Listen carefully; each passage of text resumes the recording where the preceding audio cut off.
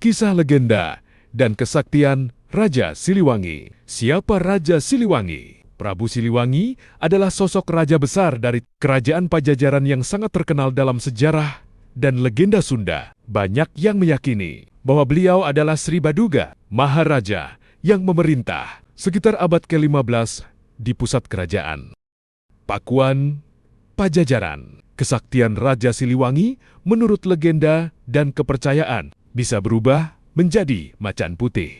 Dalam cerita rakyat Sunda, Raja Siliwangi dipercaya memiliki kemampuan berubah wujud menjadi macan putih. Macan ini dianggap sebagai simbol penjaga tanah, Sunda, dan kekuatan spiritual tinggi. Menghilang, moksa. Konon, saat akhir hayatnya, beliau tidak wafat seperti manusia biasa, tetapi moksa menghilang secara gaib. Ini dipercaya sebagai tanda kesempurnaan. Dalam sudut pandang sufistik, kesaktian beliau sering dikaitkan dengan marifat mengenal Tuhan secara mendalam. Fana melebur dalam kehendak ilahi. Ini sejalan dengan cerita bahwa beliau bukan hanya raja, tapi juga pemimpin spiritual. Antara sejarah dan legenda. Secara sejarah, Sri Baduga Maharaja adalah raja nyata, membawa masa kejayaan Pajajaran, membangun sistem pemerintahan dan budaya Sunda. Namun, kisah kesaktian lebih banyak berasal dari cerita rakyat, babat, dan tradisi lisan. Tidak semuanya bisa dibuktikan secara ilmiah. Makna filosofis. Terlepas dari benar atau tidaknya,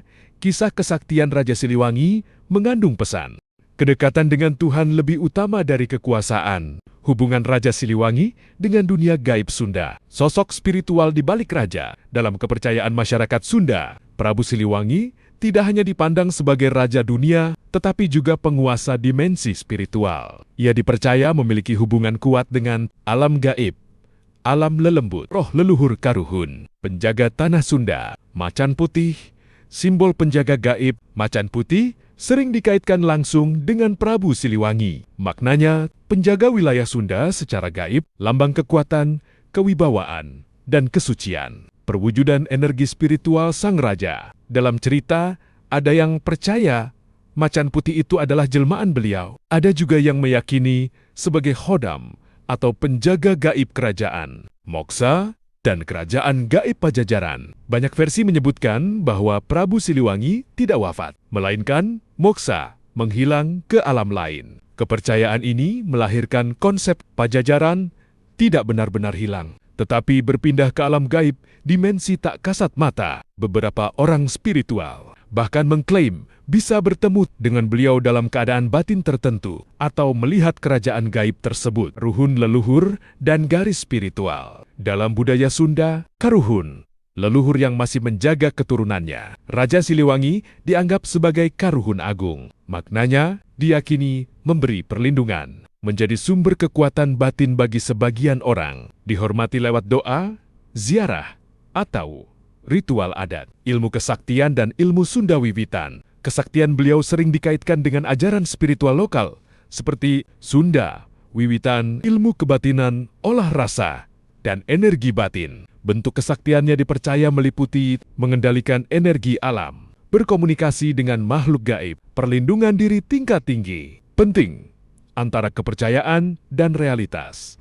Cerita-cerita ini bagian dari budaya dan warisan leluhur Sunda, tidak bisa dibuktikan secara ilmiah, perlu disikapi dengan bijak dan tidak berlebihan. Makna dalam bukan sekadar mistis. Kalau ditarik ke makna yang lebih dalam, macan putih, nafsu yang sudah ditaklukkan. Moksa, kesadaran spiritual tertinggi. Karuhun, akar jati diri dan nilai kehidupan. Tempat yang dikaitkan dengan Raja Siliwangi. Prasasti, batu tulis. Tempat ini diyakini berkaitan langsung dengan Prabu Siliwangi, Sri Baduga Maharaja. Berisi tulisan tentang kebesaran raja, dianggap sebagai titik energi peninggalan Pajajaran. Banyak peziarah datang untuk berdoa dan tafakur. Gunung Salak. Gunung ini terkenal sangat kental nuansa mistisnya. Diyakini sebagai salah satu gerbang gaib Pajajaran. Banyak cerita tentang penampakan macan putih, tempat pertapaan, dan pencarian spiritual. Situs Karangkamulian, dekat dengan wilayahmu, Ciamis atau Banjar. Situs ini sering dikaitkan dengan kerajaan Sunda Galuh. Banyak peninggalan batu bersejarah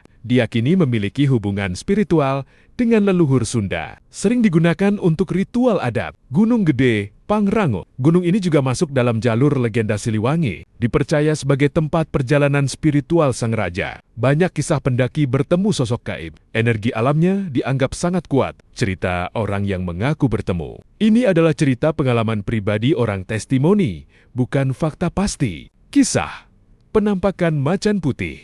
Beberapa pendaki di Gunung Salak mengaku melihat macan putih besar dari kejauhan. Tidak menyerang, hanya mengamati. Setelah itu, menghilang begitu saja. Diyakini sebagai penjaga atau jelmaan energi Siliwangi. Kisah bertemu sosok raja. Ada juga yang bertapa mengaku didatangi sosok pria berpakaian kerajaan Sunda, memberi nasihat kehidupan. Lalu, menghilang. Kisah masuk alam lain. Cerita lain menyebut seseorang merasa masuk ke kerajaan megah, melihat pasukan, istana, dan suasana seperti zaman dulu. Saat sadar, ternyata hanya beberapa jam berlalu. Ini sering disebut sebagai tersingkapnya alam gaib Pajajaran. Cara menyikapi cerita seperti ini sebaiknya dihormati sebagai budaya dan kepercayaan. Tidak ditelan mentah-mentah. Diambil nilai spiritualnya, bukan sekadar mistisnya. Makna yang lebih dalam. Gunung, tempat mendekatkan diri pada Tuhan. Macan putih,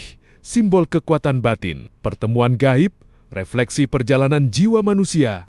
Ilmu, amalan yang dikaitkan dengan jalur Siliwangi. Tradisi menyebut Prabu Siliwangi memiliki jalur spiritual yang kuat. Tapi bukan sekadar ilmu sakti, lebih ke olah batin dan kedekatan dengan Tuhan. Tapa, laku prihatin, menyepi di alam gunung, hutan, mengurangi makan, dan tidur. Melatih pengendalian diri. Tujuannya, membersihkan hati dan ego. Dizikir dan mantra lokal. Dalam Islam, dizikir kepada Allah. Dalam tradisi lokal, mantra Sunda, doa, leluhur. Intinya sama, fokus batin dan koneksi spiritual. Menyatu dengan alam. Menghormati alam gunung, air, pohon, tidak merusak, hidup selaras. Filosofinya, manusia, bagian dari ciptaan Tuhan. Catatan penting, banyak orang salah arah mengejar kesaktian, tapi melupakan akhlak dan tujuan spiritual. Padahal, inti ajaran kenal diri, kenal Tuhan ma'rifat. Cara membedakan pengalaman spiritual versus sugesti. Ini bagian penting banget, supaya kamu tidak tersesat. Ciri pengalaman spiritual sehat. Hati jadi lebih tenang, lebih rendah hati, bukan sombong. Tidak bertentangan dengan agama, tidak memaksa atau menakut-nakuti. Ciri sugesti, halusinasi, melihat sesuatu tapi disertai ketakutan berlebihan, merasa diri paling sakti, paling benar, mendengar bisikan yang menyuruh hal aneh, emosi tidak stabil. Kunci pembeda utama, spiritual sejati, menenangkan, sugesti, gangguan, membingungkan, dan menakutkan. Kesimpulan dalam jalur seperti yang dikaitkan dengan Prabu Siliwangi sebenarnya bukan soal berubah jadi macan atau punya kekuatan gaib, tapi tentang mengalahkan ego, membersihkan hati, mendekat kepada Tuhan,